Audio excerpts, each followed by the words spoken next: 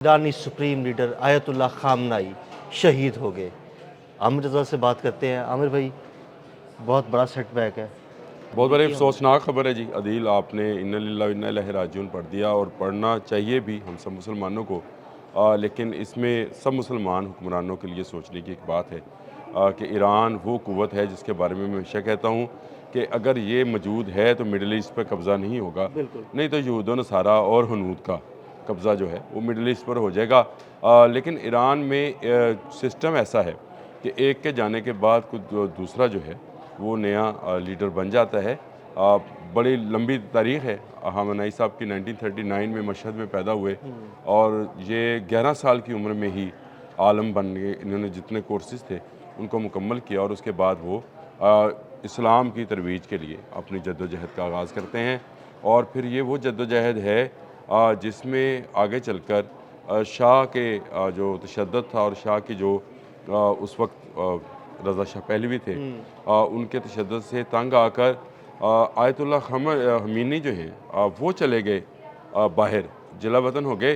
लेकिन ख़ामनेई डटे रहे मुसलसल जो है वो ईरान के अंदर, और वो ईरान में इस्लामी इनकलाब की तरवीज करते रहे। गिरफ़्तार हुए, कातलाना हमला हुआ, एक हादसा हो गया, लेकिन ये पीछे नहीं हटे और 1979 में जब इस्लामी इनकलाब आया तो उसके फ़ौरी बाद इनको सदर मुंतखब कर दिया गया, यानी ईरान के ये सदर बन गए और फिर 1989 तक ये उस ओहदे पर फाइज रहे। 1989 में जब इमाम ख़मीनी का इंतकाल हुआ और उसके बाद इनको जो वहाँ सिस्टम है, इनकी जो इस्लामिक कौंसिल है उसके तहत जो है इनको सरबराह बना दिया गया। और तब से लेकर आज के दिन तक जब तक ये इनको शहीद नहीं किया गया था उस वक़्त तक ये जो है वहाँ पे रहे, इस हुक्मरान रहे। और ये पासदारान इनकलाब के भी सरबराह थे, ये उनके मजहबी मकतबा फ़िक्र के भी सरबराह थे, और बहुत सारे जो मामलात हैं उस पे इनकी न सिर्फ गहरी नज़र थी बल्कि पूरा ईरान इनको जो है एक फादर लाइक, यानी इनको बाप समझा जाता था। और इन्हीं के कंपाउंड पर कल 7 मिसाइल जो हैं गिराए गए। कल मैंने बताया था हसन स्क्वायर और जो दूसरा जमहूरी स्क्वायर है उसके दरमियान में ही ये कंपाउंड वाक़या है। वहाँ पर ये सादा ज़िंदगी बसर करते थे, यानी वही इसी कंपाउंड के अंदर ही इनकी रहायशगाह थी और यहीं पर ये अपनी ज़िंदगी बसर कर रहे थे।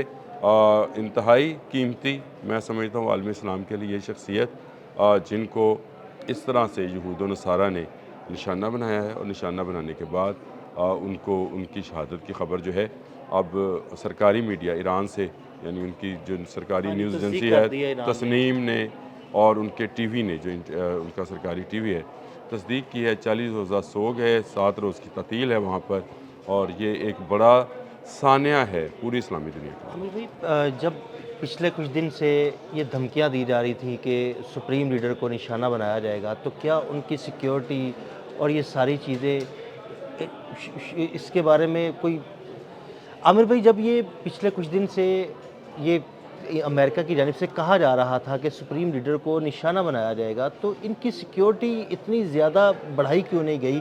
इनको किसी ख़ास बंकर में मुंतकिल क्यों नहीं किया गया? देखिए, ये जो कंपाउंड है इसके अंदर ही इनका वो बंकर भी मौजूद है जहाँ पर हमले की सूरत में बचा जा सकता है। लेकिन शहादत मतलूब मकसूद मोमिन, न माल गनीमत, न किश्वर कशाई, ये बड़े सादा आदमी थे। और सादगी की आप ज़रा इससे करें अंदाज़ा कि इन्होंने किसी बंकर में जाने से इनकार किया और एक मीटिंग कॉल कर ली, और ये मीटिंग जो है ये बाइस बनी उस इंटेलिजेंस रिपोर्ट का जो कि इज़राइल और अमेरिका को दी गई कि यहाँ पर एक मीटिंग है और इसमें अहम रहनुमा शरीक हो रहे हैं और इसको जो हेड है वो अली ख़ामनेई करेंगे।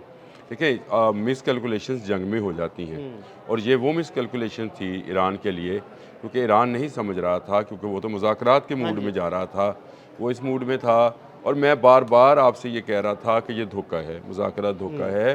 नहीं, आप तो पिछले 15 दिन से यही कह रहे हैं कि धोखा है, अमेरिका हमला करेगा, और अमेरिका ने वही किया। देखें, बैन वैसा ही उसने कदम उठाया। एक तरफ मुज़ाकरात का खेल खेला, अमान को उसमें सालस बनाया, एक तरफ अमान आता था, एक तरफ ईरान आता था, एक दूसरी तरफ अमेरिका आता था। लेकिन ये मुज़ाकरात नहीं थे, ये ड्रामा था।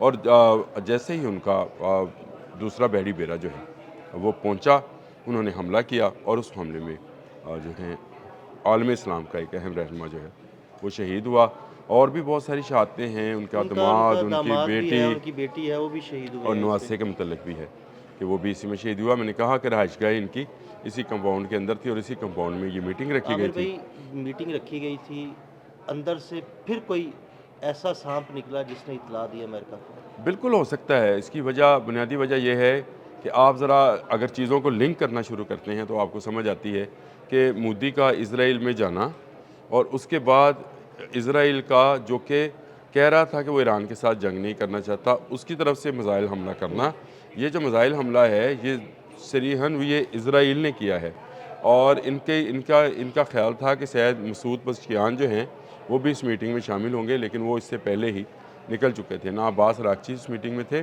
یہ پیورلی پاسداران انقلاب کی جو میٹنگ تھی، اور اس میں اسی بات پر غور کیا جا رہا تھا کہ امریکہ کے ساتھ جو مذاکرات ہیں اس میں کون کون سی شرائط ایسی ہیں جن کو مد نظر رکھ کر کوئی ڈیل کی جائے تاکہ امن قائم رہے۔ لیکن نہ امریکہ امن کے لیے آیا تھا، نہ مودی اسرائیل میں امن کے لیے گیا بالکل تھا، ایسے ہی ہے۔ نہ نیتن یاہو جو ہے وہ گیا تھا۔ یہ ایک الگ کہانی ہے کہ یہ تینوں کردار جو ہیں، ڈونلڈ ٹرمپ، مودی اور نیتن یاہو، ان کی اپنی ہی حکومتیں ڈاواڈول ہے، اور ان کو سہارا جو نظر آتا تھا وہ ایران پر حملہ کرنا نظر آتا تھا۔ مودی نے وہی انٹیلیجنس جس کو ڈونلڈ ٹرمپ نے بڑے فخری انداز میں کہا ہے کہ ہماری انٹیلیجنس کے آگے جو ہے ایران ٹھہر نہیں پائے گا، ٹھہر نہیں سکتا، اور ہم نے اسی انٹیلیجنس کی بنیاد پر، اسی رپورٹس کی بنیاد پر حملہ کیا ہے۔ یہ وہ معاملہ ہے جس کو لے کر آج ہر آنکھ جو ہے وہ وہ اشکبار ہے پرنم ہے۔ جی بالکل ایسے ہی ہے، اور جب سے یہ خبر آئی تب سے میں آپ یقین کریں سو نہیں سکا ہوں۔ بالکل ایسے ہی ہے۔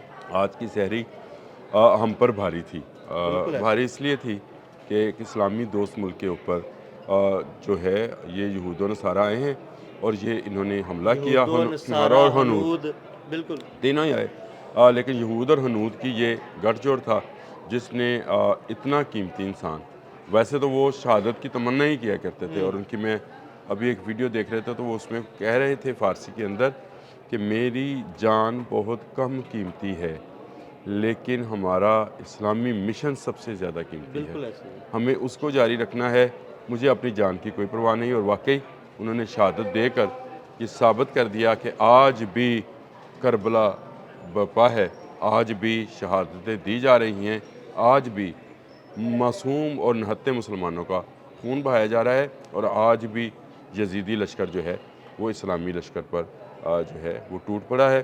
ایران ایک طاقتور ملک ہے، ایران ایک طاقتور فوج ہے۔ آج بھی میں اس عزم کا اظہار کرتا ہوں، یہ ایک کے بعد ایک شہادت گاہ میں الفت میں قدم رکھیں گے، ایک کے بعد ایک آئے گا، ایک علی خامنائی جائے گا تو آج جو دوسرا آئے گا وہ بھی خمینی کی تصویر ہوگا، وہ خامنائی کا عکس ہوگا، اور وہ آ کر ایران کی قیادت اور سیادت سنبھالے گا۔ بہت شکریہ عامر بھائی، عامر بھائی نے بڑی تفصیل کے ساتھ اس سارے معاملے پر روشنی ڈالی۔